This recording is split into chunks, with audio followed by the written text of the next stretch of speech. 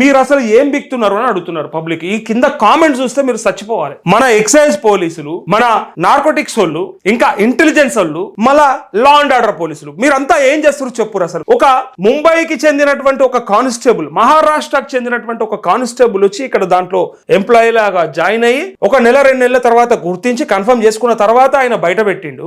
మన దగ్గర మన రాష్ట్రంలో జరుగుతున్నటువంటి ఈ తతంగాన్ని రేవంత్ రెడ్డికి చూపెట్టారు. ఒకసారి సిగ్గొస్తుంది. హోంశాఖ దగ్గర పెట్టుకున్నాడు కదా, ఏం చేస్తున్నాడో మరి ఒకసారి చూపిస్తే అర్థమవుతుంది. 12,000 కోట్ల రూపాయల డ్రగ్స్ ఇట్లా మన దగ్గర తయారవుతున్నాయి అంటే రేపు పొద్దుగల కాలేజీలకు ఎవరు సప్లై చేస్తాడు, పబ్లిక్ ఎట్లా పోతా ఉన్నాయి, బార్లలో ఎట్లా దొరుకుతా ఉన్నాయి, బయట స్కూళ్లలో ఎట్లా డ్రగ్స్ విచ్చలవిడిగా గాంజా ఎట్లా దొరుకుతా ఉన్నది. ఇక ఇట్లా తయారు చేసేటోడు గీడ మన దగ్గర పెట్టుకొని ఏదో అంటారు కూడా, సంకల పిల్లను పెట్టుకొని ఊరంతా వెతికినట్టు చేస్తాడు రేవంత్ రెడ్డి. పిల్ల సంకలనే ఉన్నది, బట్ ఊరంతా వెతుకుతున్నాడు. ఏమనంటే డ్రగ్స్ కి గాంజాయికి మేము విరుద్ధం, మేము వ్యతిరేకం, డెఫినెట్ గా కట్టడి చేస్తాం, అరికడతాం. ఇదేనా నీ అరికట్టుడు? ఎవడున్నాడు మరి దీంట్లో? దీని వెనకాల 1000 కోట్ల రూపాయల డ్రగ్స్ తయారైతుంది. పక్క రాష్ట్రం పోలీసులు వచ్చి మన దగ్గర పట్టుకునే దాకా మనకు సోయి లేదు. పెరగన్నం దీని అరుగు మీద వన్నం మనకు అవసరం లేదు. ఎక్కడ పోయినారు అసలు?